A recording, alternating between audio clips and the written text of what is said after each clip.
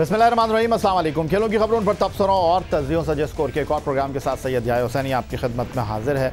और आज के इस प्रोग्राम में भी एज़ यूजुअल पाकिस्तान के सबसे मकबूल खेल क्रिकेट पर हम गुफ्तगू करेंगे और मुख्तलिफ ज़ावियों से गुफ्तगू होगी। हाल ही में पाकिस्तान सुपर लीग सीज़न 4 2019 का मेला शानदार अंदाज में अपने अख्तिताम को पहुँचा कोयटा ग्लैडिएटर की फ़तह पर, और गुज़िश्ता प्रोग्राम में हमने उस प्रोग्राम का अहाता किया और ख़ुलासा किया। और आज भी प्रोग्राम में शुरुआत पाकिस्तान सुपर लीग सीज़न 4 2019 से होगी। और स्टूडियो में हमें ज्वाइन कर रहे हैं पाकिस्तान के सीनियर स्पोर्ट्स जर्नलिस्ट और एक्सप्रेस पर स्पोर्ट्स पेज के मेज़बान मिर्ज़ा इकबाल बेग साहब, खुशामदीद कहेंगे आपको। और उनके साथ मौजूद हैं पाकिस्तान में क्रिकेट का एक मोतबर नाम और वनडे क्रिकेट में पहली हैट्रिक करने वाले और ख़वातीन सिलेक्शन कमेटी के साबिक़ सरबराह जलालुद्दीन साहब स्टूडियो में हमें ज्वाइन कर रहे हैं। आपको भी हम खुशामदीद कहेंगे। और गुफ्तगू की शुरुआत जलालुद्दीन साहब मैं आपसे करूँगा। पाकिस्तान सुपर लीग का एक बार फिर बड़ा शानदार अंदाज में इख्तिताम हुआ और टूर्नामेंट पाकिस्तान में ख़त्म हुआ, ये सबसे बड़ी बात थी। दूसरी बड़ी बात कि वज़ीर आज़म पाकिस्तान ने कह दिया है कि ये अब आइंदा टूर्नामेंट जो है वो सिर्फ पाकिस्तान में ही होगा। ज़ाहिर है इससे अच्छी कोई बात हो नहीं सकती कि जो इसके रियल एसेंस भी यही है, जो भी लीग होती हैं अगर वो अपने मुल्क में खेली जाए तो उसका एडवांटेज है। ये तो मजबूरी में हम यूएई में खेलते थे, मगर जिस तरह शिफ्ट हो रही है और आज इस दफ़ा 8 मैच यहाँ खेले गए और आइंदा जो प्लानिंग का हिस्सा होंगे कि सारे मैचेस यहाँ खेले जाएँ, तो सही मानों में वो सुपर लीग फिर यहाँ पे खेली जाएगी। तो उसका ज़ाहिर है कि हर तरह से उसका एडवांटेज इस मुल्क को मिलेगा, जो कि अब तक पूरी तरह नहीं मिल रहा। तो मैं समझता हूँ अच्छा फ़ैसला है, मगर इसकी प्लानिंग किस तरह होगी और प्लेयरों को कैसे राज़ी किया जाएगा, अगर ये चीज़ हो जाती है तो इससे अच्छी कोई और बात मैं समझता हो नहीं सकती बात। लेकिन इकबाल बेग साहब, ऑल ओवर द वर्ल्ड आप क्रिकेट की कवरेज के लिए ट्रैवल करते रहे हैं एक अरसे से और माजी में आप कमेंट्री भी किया करते थे। मैं आपसे ये जानना चाहूँगा कि एक राय है कि जिस तरह लास्ट सीज़न में 2 एलिमिनेटर जो है कदाफ़ी स्टेडियम में हुए, फिर फाइनल कराची में हुआ, इस बार जो है 8 के 8 मैचेस कराची में हुए। तो बेसिकली जो इस पाकिस्तान सुपर लीग का कॉन्सेप्ट है वो ये है कि शहरों का जो है वो अवे और होम की बुनियाद पर मुकाबला। और लाहौर की टीम को अगर हम देखें, उनके पहले मैच तो थे वो कदाफ़ी स्टेडियम में थे, लेकिन उनको जितना नुकसान हुआ उन्होंने इतनी हिकमत अमली बनाई हुई थी, 3 महीने से तैयारी कर रहे थे, पूरा एक उन्होंने बॉक्स जो है वो परचेज़ किया हुआ था और उनकी प्लानिंग बिल्कुल ज़ीरो हो गई जब ये match national stadium Karachi shift हुआ। देखें ये तो शुरू में जब कॉन्सेप्ट लाए थे नजम सेठी साहब, तो यही था कि पहले इसको इस्टेब्लिश किया जाए और 2016, 17, 18 अब 19 इस्टेब्लिश तो हो गई लीग। लेकिन अब देखना ये है कि जब वज़ीर आज़म पाकिस्तान, जिस तरह आपने जिक्र किया कि वो चाहते हैं कि पूरी 2020 की पूरी PSL पाकिस्तान में हो, तो डेफिनेटली कराची और लाहौर के अलावा दीगर शहरों में भी मैचेस होने चाहिए। मुल्तान में मैच होने चाहिए, उसके अलावा रावलपिंडी, इस्लामाबाद में मैच होने चाहिए और पेशावर में, ताकि जो 6 टीमें हैं वो कहीं ना कहीं अकोमोडेट हो सके। पाकिस्तान सुपर लीग का मेला जो है वो पाकिस्तान सुपर लीग की फ्रेंचाइजीज की वजह से है और इसमें कोई दो राय नहीं है। और पाकिस्तान सुपर लीग की सबसे मुतहर्रिक और सबसे मकबूल फ्रेंचाइज लाहौर कलंदर है। ठीक है, रिज़ल्ट के एतबार से उन पर थोड़े से सवालात हैं, लेकिन अदरवाइज़ जो वो काम कर रहे हैं, और अगर इस बार कदाफ़ी स्टेडियम लाहौर में मैच होता तो एक इनक्लोजर को लाहौर कलंदर ने जो है वो ख़रीदा हुआ था और उस इनक्लोजर में लाहौर की पर्सनालिटीज़, एक्स क्रिकेटर्स को मदऊ किया जाता। मज़ीद क्या करने वाले थे जो नहीं हो सका, इस पर बात करेंगे। चीफ एग्जीक्यूटिव ऑफिसर लाहौर कलंदर आतिफ राना हमें ज्वाइन कर रहे हैं। आतिफ राना साहब, ऐसा ही था या कुछ और भी था?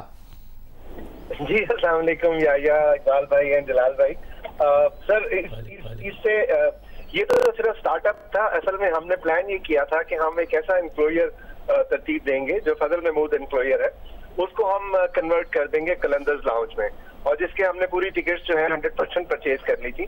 और वहाँ पे फवाद राना उधर बैठते हैं, हमारे सेलिब्रिटीज जो है वो सारे उधर बैठते हैं, हमारे ग्रेट एक्स क्रिकेटर्स जो लाहौर से बिलोंग करते हैं वो उधर बैठते हैं, और प्लस लाहौर के जो जितने ऐसे लोग थे जो किसी न किसी वजह से नाम कमा चुके थे लेकिन गुमनामी के अंधेरों में जो है वो डूब चुके थे, उनको बुला के हमने उनको एक्नॉलेज करना था कि ये PSL सिर्फ क्रिकेट नहीं है, ये सिर्फ ट्रॉफी नहीं है, ये एक ब्रांड बिल्डिंग है, ये एक मुआशरे को जोड़ने का काम है और अच्छे लोगों की खिदमत को रिकग्नाइज करने का काम है। अच्छा आतिफ राना साहब, इस टूर्नामेंट के दौरान एक अफसोसनाक वाकया भी हुआ जब दुबई में लाहौर और कराची का मैच हुआ था, और जब लाहौर वो मैच जीती तो जो आपके गेस्ट थे उनके साथ जो मामलात हुए उस पर आपने बाकायदा शिकायत की और लाहौर कलंदर ने स्टेप डाउन नहीं किया उस मामले पर, लेकिन जो टेक्निकल कमेटी थी पाकिस्तान सुपर लीग की उसने उस सारे मामले को खुद ही ख़त्म कर दिया। तो अभी भी आपके तहफ़्फ़ुज़ात हैं या नहीं?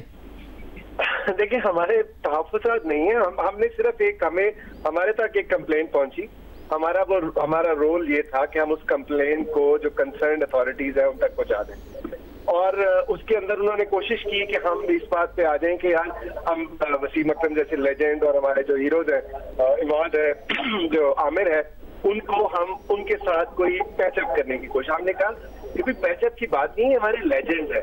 हम ये समझते हैं कि अगर हमारे स्टैंड से कोई ज्यादती हुई है तो वो शुड बी पेनलाइज, और अगर खुदा न खास्ता उनकी तरफ से कोई गलत हरकत हुई है तो उनको भी उसी तरह सवाल करना चाहिए। बट अनफॉर्चुनेटली चूंकि पीसीबी हमारी पेरेंट ऑर्गेनाइजेशन है और उन्होंने ये फैसला किया कि जी नहीं, ऐसा कुछ हुआ ही नहीं, तो अब फिर मुझे नहीं समझ आया कि सारे शोर क्यों था और क्या था। राना साहब, मुझे लगता है कि लाहौर कलंदर के साथ ये सलूक सिर्फ किसी एक मामले में है नहीं। आप हमारे साथ टेलीफोन लाइन पर मौजूद रहेंगे क्योंकि जलालुद्दीन पाकिस्तान के लिए क्रिकेट खेले हैं, वनडे क्रिकेट की आपने पहली हैट्रिक की है। जलालुद्दीन साहब, डिसिप्लिन आपसे पूछेंगे, क्या ये होता है? लाहौर कलंदर और मुल्तान सुल्तान का मैच था और डैनियल क्रिस्टियन को आउट किया था हारिस रऊफ ने, और उसके बाद उन्होंने उनके करीब जाकर कुछ इशारे किए तो उनको फाइन कर दिया गया। मुख्तलिफ एंगल से देखा आपने इसको। डैनियल क्रिस्टियन के साथ अभी ऑस्ट्रेलिया में खेल कर आए हारिस सोहेल, जो प्लेट डेवलपमेंट की टीम लाहौर कलंदर ने भेजी थी, और इसमें कहीं गुस्से में दिखाई नहीं दे रहे वो, लेकिन इनके ऊपर फाइन कर दिया पाकिस्तान क्रिकेट बोर्ड की डिसिप्लिन कमेटी ने। अब आपको दिखाते हैं फाइनल में इमामुल हक जो पेशावर ज़ल्मी के लिए खेल रहे थे, उन्होंने शेन वॉटसन को इशारा किया। खेल में ये सारी चीज़ें हो जाती हैं, हीट ऑफ द मोमेंट हुआ जो भी हुआ, बहुत लोग नाराज हुए इस मामले पर। जलालुद्दीन साहब, दोनों वाकयात आपने देखे, डैनियल क्रिस्टियन हारिस रऊफ के साथ हंसी मजाक कर रहे थे, शेन वॉटसन यहाँ बाकायदा तौर पर नाराज थे, इनके ऊपर फाइन नहीं हुआ, लाहौर कलंदर के प्लेयर पे फाइन हो गया। देखिए, हमेशा से डबल स्टैंडर्ड रहा है यहाँ पे चीज़ों को डील करने में, तो यहाँ पे भी यही चीज़ नजर आती है। आप ईमानदारी से बताएं, जो हमने आपको फुटेज दिखाई उसको देखते हुए आप क्या कहेंगे? मोर और लेस सेम सिचुएशन है। उन्होंने भी उनको अपना डिस्टेंस शो किया थोड़ा सा, और जिसे कहते हैं थोड़ा बहुत उन्हें कुछ कहा भी है, इशारतन भी कहा, और वैसे भी वो दोनों केसेस में मोर और लेस एक जैसा ही जेस्चर था। तो अगर एक को फाइन हुआ है और दूसरे को भी फाइन होना चाहिए। रेफरी में भी एक थे दोनों या डिफरेंट थे, मुझे नहीं पता था। अलग। तो दोनों का अपना अपना व्यू हो सकता है, मगर जो इंसिडेंट है वो मिलता जुलता है, जिसे हम सिमिलर कह सकते हैं। तो हमेशा से ये चीज़ हमने देखी है क्रिकेट में, यहाँ ख़ासतौर से पाकिस्तान क्रिकेट बोर्ड में डबल स्टैंडर्ड नज़र आया है हमें। एक चीज़ में जो अभी राना आतिफ साहब ने फ़िलासफ़ी की बात की थी, तो हर इनिशिएटिव के पीछे फ़िलासफ़ी है, तो मैं ये बताऊँगा कोच की भी एक फ़िलासफ़ी होती है, वो बड़ी इंपॉर्टेंट होती है, और उसकी वैल्यूज़ और उसके अपने एक्सपीरियंस से डेवलप होती है, और वो टाइमली चेंज भी होती रहती है। तो वहाँ पे भी ज़रा सा ये देखें कि उस फिलॉसफी में अगर रिजल्ट्स नहीं आ रहे तो उसको ज़रूर देखने की ज़रूरत है। क्या कहेंगे आतिफ राना साहब? मैं इस बात का जवाब देना चाहूँगा जलाल भाई को, प्लीज़ मुझे थोड़ा सा टाइम दे दें। देखिए जलाल भाई, जब पहली दफ़ा ये टीम लेके हम गए तो हमारे हेड कोच जो थे वो पैडी अपटन थे, ठीक है, जो कि उस वक्त राजस्थान रॉयल को एक दफ़ा आईपीएल जिता चुके थे और सिडनी सिक्सर्स के सिडनी थंडर के कोच थे, और उनको बीबीएल उन्होंने जिताई थी। उसके साथ जब इंडिया वर्ल्ड कप जीता था तो वो कोचिंग स्टाफ का भी हिस्सा थे। उनके साथ हमारे पास एजाज अहमद थे और शाहिद असलम थे, जो कि एजाज अहमद आप जानते हैं फॉर्मर ग्रेट है हमारे। और फिर नेक्स्ट ईयर हमने अपने साथ मुदस्सर नजर और आकिब जावेद को इंक्लूड किया along with Paddy Upton and the other person। उसके बाद तीसरे साल हमने ये देखा कि पैडी अपटन का एक चैलेंज हमें ये आया कि वो पाकिस्तान ट्रैवल नहीं कर सकते थे, तो हमने सोचा कि यार हमें ऐसा करना चाहिए कि पाकिस्तानी कोच को एम्पावर करना चाहिए तो सारा साल बच्चों के साथ काम कर सके और उनको देख सके। तो इस वजह से हमने आकिब जावेद को एज ए हेड कोच बनाया और मुदस्सर नजर एज एन एडवाइजर उनके साथ काम करके टीम सिलेक्शन में हर चीज में वो इन्वॉल्व थे। फिर मुदस्सर नजर पे पीसीबी ने इतराज किया कि जी ये तो डुअल रोल कर रहे हैं। वहां भी आप देखें कि मिकी आर्थर साहब जो है कराची किंग्स के कोच हैं और वो साथ पाकिस्तान टीम के भी हेड कोच हैं, लेकिन उनकी डुअल जो रिस्पॉन्सिबिलिटी है उसको कोई क्वेश्चन नहीं करता। हमारी दफा उन्होंने कहा जी मुदस्सर नजर जो है वो आपके डग आउट का हिस्सा नहीं बनेंगे, क्योंकि उसकी वजह यह है कि कॉन्फ्लिक्ट ऑफ इंटरेस्ट है। अब एक डायरेक्टर क्रिकेट अकेडमी जो है वो कैसे कॉन्फ्लिक्ट ऑफ इंटरेस्ट है, हमारी समझ से बाहर है। अभी तो वो डिसिप्लिन कमेटी के हेड है सर। अब खैर वो सिर्फ चले गए, वो हमारे साथ ऑब्वियसली नहीं है, फिर हमने ये सोचा कि हमने कहा ठीक है यार, हम पीसीबी की बात मानते हैं, हमने नहीं मुदस्सिर नजर को डग आउट में बिठाया। उसके बाद हमारे साथ इंजमामुल हक शामिल हुए, शुएब अख्तर शामिल हुए, बस इंजमाम की दफा भी पीसीबी ने उनको इजाजत दी कि आप लाहौर क्लब के साथ काम कर सकते हैं, और बाद में पीसीबी ने कहा कि जी आप डग आउट का हिस्सा नहीं बन सकते। तो आकिब जावेद तो सिर्फ केस है हमारा, उनके साथ शुएब अख्तर थे, उनके साथ इंजमामुल हक थे, उनके साथ मोहम्मद हफीज थे, उनके साथ हारून लगाट थे, और उनके साथ रिक कमिंस जो कि इस वक्त होबार्ट हरिकेन के सीईओ है तस्मानिया क्रिकेट के। वो हमारे थिंक टैंक का हिस्सा थे, जिन्होंने पूरी हमारी स्ट्रेटेजी बनाई, जिन्होंने पूरी प्लेयर सिलेक्शन की, और वो सिलेक्शन करके वो टीम अपनी स्ट्रेटेजी बना के वो आकिब जावेद को दे दी, बिकॉज इंजी भाई डग आउट में नहीं बैठ सकते थे क्योंकि वो चीफ सिलेक्टर है। तो ये इस तरह मैं सिर्फ थोड़ा सा आपको हकाइक बताना चाह रहा था जनाब। हाँ, इसमें मगर देखें, जब जो डिक्लेयर्ड तो हेड कोच आकिब जावेद ही थे, और जो भी टीम का हेड कोच होता है इज ए परफॉर्मेंस कोच, उसकी पहली प्रायोरिटी टीम परफॉर्मेंस होती है, उसके अलावा बाकी बातें आती हैं। तो ये बनाया आपने आकिब को, बहुत अच्छा किया, लोकल कोचेस को आपने प्रमोट किया, ये बहुत अच्छी बात है, और फ्रेंचाइज को भी करना चाहिए। हमारे पास बहुत अच्छे कोचेस अभी ऑलरेडी मौजूद हैं जो कि यहाँ अपना रोल प्ले कर सकते हैं, मगर अल्टीमेटली अगर रिजल्ट्स नहीं आ रहे तो कहीं ना कहीं किसी स्ट्रेटजी में या तो कमी रह गई है, या कॉम्बिनेशन इतना अच्छा नहीं बन सका, क्योंकि एक दफा हो सकता है, 2 दफा, मगर 4 दफा नहीं होना चाहिए। नहीं, वो बता रहे हैं कि 4 दफा आकिब जावेद नहीं, टीम तो हारी है, डिफरेंट मैनेजमेंट थी ना। दूसरी बात ये कि इस दफा तो अनफॉर्चुनेटली हमारे साथ देखिए, हमने जो 11 प्लेयर बनाए थे, जो हमारी मेन टीम थी, उसमें से चौथे मैच तक जाते जाते 6 प्लेयर बाहर हो गए। अब आप मुझे बताएं, उसमें किसी मैनेजर का या सीईओ का या ओनर का या हेड कोच का या टीम उसका क्या कसूर है? आप मुझे सिर्फ ये बता दें। इसका यह है कि काला बकरा कटवाएं। बहुत शुक्रिया आपका। आतिफ राना साहब टेलीफोन लाइन पर हमारे साथ मौजूद थे, और जलालुद्दीन और मिर्जा इकबाल बेग साहब स्टूडियो में हमारे साथ मौजूद हैं, और प्रोग्राम में वक्त हुआ एक ब्रेक का। ब्रेक से वापस लौटेंगे तो गुफ्तगू के सिलसिले को मजीद आगे बढ़ाएंगे।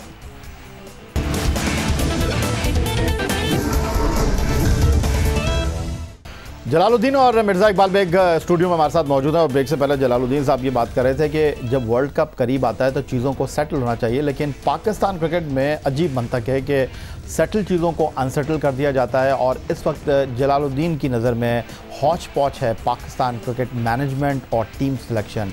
वर्ल्ड कप 2019 सर पर है और तैयारियाँ समझ से बाहर। मिर्ज़ा इकबाल बेग साहब, वर्ल्ड कप 2019 से पहले 5 एक रोज़ा मैच पाकिस्तान को इंग्लैंड में खेलना है।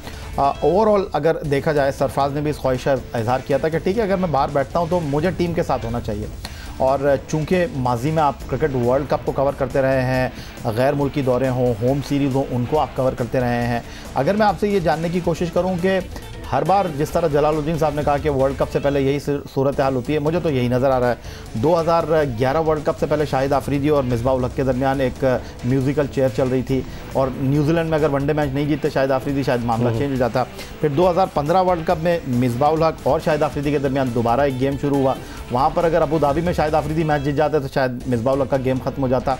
अब तो ये मामला है नहीं। शुएब मलिक को पुश क्यों किया जा रहा है, ये समझ से बाहर।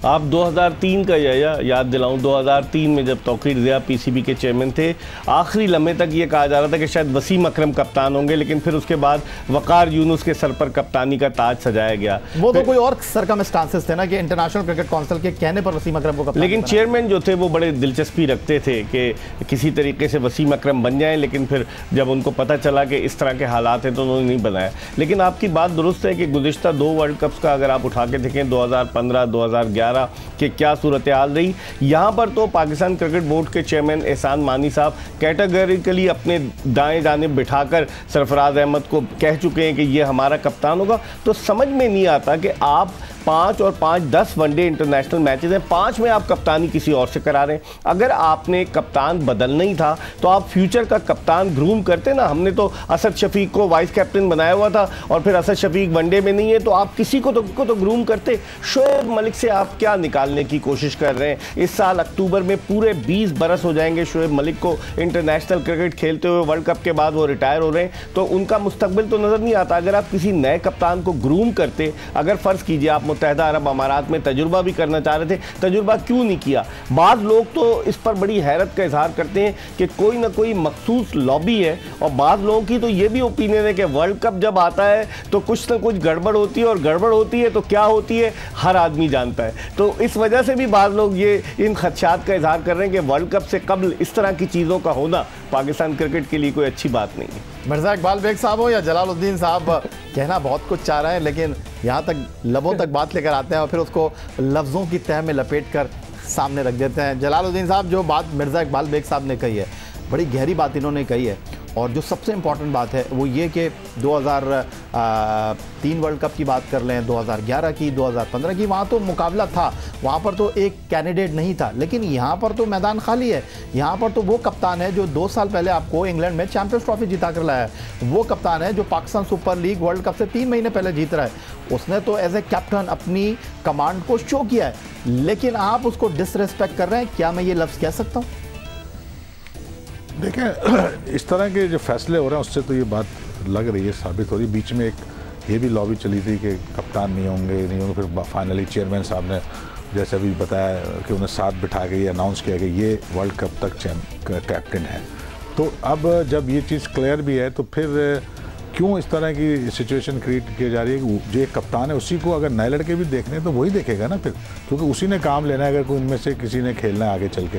तो मैं यही कहूँगा कि ये एक अच्छा डिसीजन नहीं था, ख़ास तौर से अगर कप्तानी के पॉइंट ऑफ व्यू से कहूँगा कि जो कप्तान था उसी को रहना चाहिए था। अगर नए लड़के देखने थे वो देख लेता। जहाँ तक अगर रोटेशनल बेस पे कप्तान की रोटेशनल नहीं होती, मगर प्लेयरों की अगर करीब ये तो बहुत ज़्यादा कर दी है, तो वो भी एक अच्छा फ़ायदा दे, मगर उस हद तक एक्सेप्टेबल है, मगर कैप्टन की हद तक एक्सेप्टेबल नहीं था। आज के इस प्रोग्राम में इतना ही। आप ट्विटर पर मुझे फॉलो कर सकते हैं, फेसबुक पर हमारा पेज score.geo news, जहां जाकर आप इस प्रोग्राम के क्लिप्स एक बार फिर देख सकते हैं, और आप हमें ईमेल कर सकते हैं score@geo.tv पर। इस दुआ, इस उम्मीद, इस तवक्को के साथ कि पाकिस्तान में खेल और खिलाड़ी तरक्की करते रहें, सैयद याह्या हुसैनी को अपने आज के मेहमानों के हमरा स्कोर की पूरी टीम के साथ इजाज़त दीजिए। अल्लाह हाफ़िज़।